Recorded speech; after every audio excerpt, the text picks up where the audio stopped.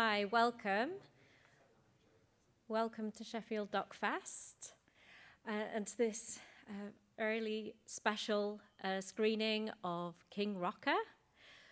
And I say special because, well, you're about to find out because you'll see the film for yourself, but also just to say that this event has been a long time in the making. This is one that we were really hoping to be able to show you all this time last year, and obviously that wasn't to be. So we're just thrilled to see a full house for the film now. I should say my name's Melanie. I'm the Deputy Director of the festival and one of the programmers, and one of the programmers of the Rhyme and Rhythm section, of which King Rocker is a part. So Rhyme and Rhythm is where cinema meets other art forms, including music and spoken word and dance and so on. You'll get a sense of the strand from a teaser to follow. I just want to give a shout out first to the team behind King Rocker. They're here with us. You will get to meet them all properly. But it's directed by Michael Cumming. It's written by Stewart Lee, and it's produced by James Nichols. And as I say, we've been working with the team for such a long time to bring this event to Sheffield and to premiere the film for you on the big screen. So I just want to start by giving a round of applause to the team.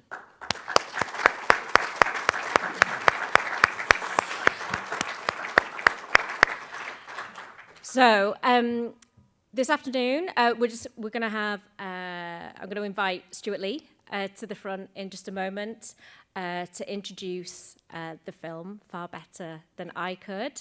And just to say, we'll be back after the screening with Stewart and also Michael, and for a Q&A together with the writer Daniel Dillon Ray. And it's an extended Q&A. We really want to hear from the audience, so there'll be a way that you can ask questions via slido.com, but Daniel can explain that to you following the film. Last thing from me is just the housekeeping, which is to ask, please, that you keep your masks on for as much of the screening as you're able to.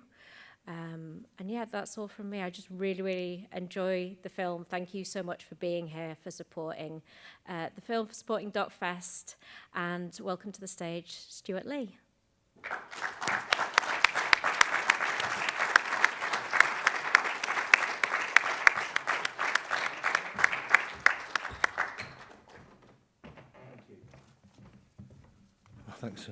Thanks for having us. When we first talked about doing this film, actually, we had a taster of about 20 minutes of it, and we showed it to Sheffield Documentary Festival, and their interest in it and the fact that they wanted to show it last year gave us a deadline to work to, and we knew that there was some interest in it, so it's not an exaggeration to say that we wouldn't be here without the support that Sheffield Documentary Festival had shown. So I'm really pleased, as we all are, that the first time we get to see it in a cinema is here after all. Thanks ever so much for coming. I don't know about you, but it's great to be out. I'd go and see anything, to be honest. But thanks for coming, and it's been really great for us to come out today and do this. I'm just going to tell you a little bit about how the film happened. As a child, I was a fan of the Birmingham post-punk band, the Nightingales, and about 2004, I met Rob Lloyd, the driving force behind it at the time, and about 10 years after that, he asked me. He said, "Do you think it'd be a good idea to try and make a documentary about the Nightingales, a kind of funny film like the Anvil film, and treat us as a bit of a joke?" And I mean, I say this in the film, so I don't know why I'm saying it now. I'm saying it now ahead of the film, so you can see me. I'm acting saying it now, but you'll see me say it for real in the film. It would be great. And I thought, well, it would be good, but we need to try and take it seriously. And so for the next 6 or 7 years, I explored any avenues of possible interest in funding this film, of which there were none. And and I didn't really know what to do. And then I thought, well, maybe you could just sort of do it somehow without needing anyone's approval, which seemed like the right way to do it as well, because that's very much in the spirit of the musicians it was about. And then someone mentioned to me that Michael Cumming, a director of Brass Eye and Toast of London, who I'd actually worked with about 15 years ago, had gone to do a talk at Wolverhampton Poly and Wolverhampton University, and they'd been surprised to find out he was a Nightingales fan, because one of the former Nightingales was working there.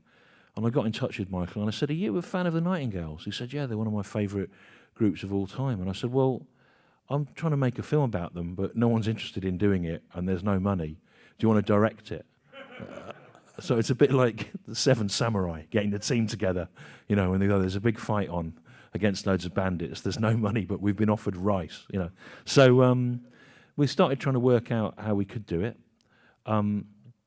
I'd met James Nichols of Fire Records when I'd done some work on a documentary that he helped produce about Shirley Collins, the folk singer.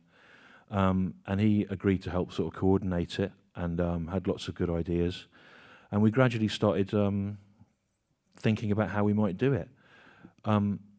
We didn't really know what sort of a film it was going to be. Most people involved in it gave their time for free. Luckily, there's a lot of goodwill going back 30, 40 years towards the Nightingales themselves, towards Michael and towards me. People were interested to see what would happen. We began by filming a long interview with Rob. It became clear in my mind that there was, weirdly, a kind of a classic 3-act structure to the story that you'd get in any Hollywood movie, of someone pursuing their dreams, being thwarted, and then coming to terms with a new phase of the story in Act 3. We did probably about just over a dozen or so days filming in all, and filmed 3 live gigs and picked up lots of interviews. About the second day of filming we did was at Six Music in Manchester, where Rob was talking about various things that had happened to him, and I realised that a lot of his anecdotes were contradictory and unreliable, that I often knew the people involved in them or had met them and had never heard them mention any of the things that he was talking about. And a second strand started to emerge, which was about the unreliability of memory and of stories, and of how different people remember things differently. And because we were a low impact sort of unit, we were able to suddenly veer off from our plan and chase up these stories, and that became a running feature of the film, trying to verify memories and different people's conflicting memories of stories. So in a way, the film was like a real-time improvisation.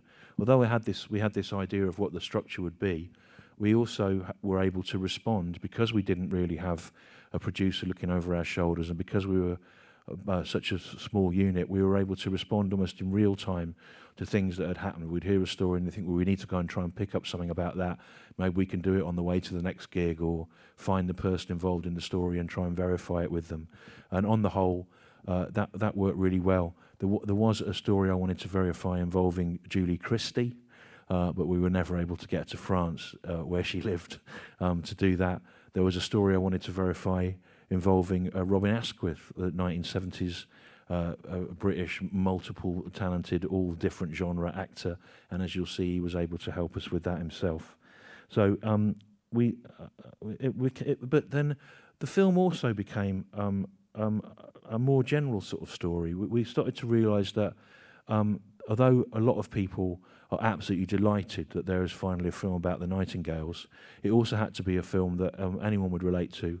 And so it does sort of become a story about someone's life, about a person trying to achieve something, to follow a creative dream, and other people involved in that, and how that pans out. And I think that's probably something anyone could relate to. And it's really great to be able to bring it to a close here to bring the first phase of it, I think, to a close here at the Sheffield Documentary Festival. Our original idea was that we would tour it around in the way that you'd tour a band around, or a stand-up act or whatever, and obviously the virus paid to that. But it's really great to begin this phase of its journey here. Because we're live, I'm going to Michael and I have watched this hundreds of times. Michael even more than me. He relearnt editing himself on a computer in his shed and did the whole film there. It's exactly 90 minutes long, which I've been told is unusual. Most of the films in the festival have approximate timings. This is exactly 90 minutes. There'll be a Q&A afterwards. I'm going to point out a couple of fun things for you to look out for that always made me laugh, that are of no interest to the average person. In an opening shot at New Street Station, a child falls over in the background, which began to seem significant in some way to me. And about 2/3 of the way through the film, Rob Lloyd, the main singer of the Nightingales, is interviewed in front of an ugly clothes horse, which looks like something that someone would have put there as a bit of set dressing detail, but it was actually just a clothes horse that was there. So those are two of the exciting Easter eggs that are hidden in the film. Just a couple of other things I wanted to mention, that the great bits of art you see in it are by a cartoonist called Greg McLeod, and they became quite a through line to the film. And Greg, we met about a third through the filming. He turned up somewhere and said he was a fan of the group and knew the music, and pointed us in the direction of some cartoons he'd done of Brian Eno, and they were really funny. And we went, well, could you do something for this? And then you can see it provided a sort of through line for the film. And so that's an example of how loads of things about it sort of came together in real time. There's a very long list at the end of all the people that crowdfunded it for us. It was mainly crowdfunded, and there's some interesting people in. I don't know if the whole of that list will play out, but it includes a TV science presenter, a former member of Pop Will Eat Itself. You know, I don't know if we're going to sit and watch it all, but if we are, some quite good music plays. Well, a list of really odd, disparate people comes up, and that's not meant to be the climax of the film. The previous scene is, but it's there. So thanks for coming down to this. It's really great to be able to put it on here. When Michael and I, both our backgrounds are in comedy, so when we put the film together, we were really aware of the beats of where laughs fall. And when we had a half-hour taster 2 years ago, we started working on this at the end of 2018. When we had a half-hour taster, we showed it a number of times to the Earth Cinema in Hackney, and a little tiny venue in Birmingham, when we had the first 20 minutes together. And we listened to where the laughs fell, and we really thought about this as a sort of film that would play to laughs in a cinema. Now, it's not ideal lab conditions today, because this is a sold-out room, but there's only a third of you in, and your laughs will be muffled behind your masks. But it was conceived as a film that would get a response, and so I really hope you enjoy it, and thanks a lot for having us.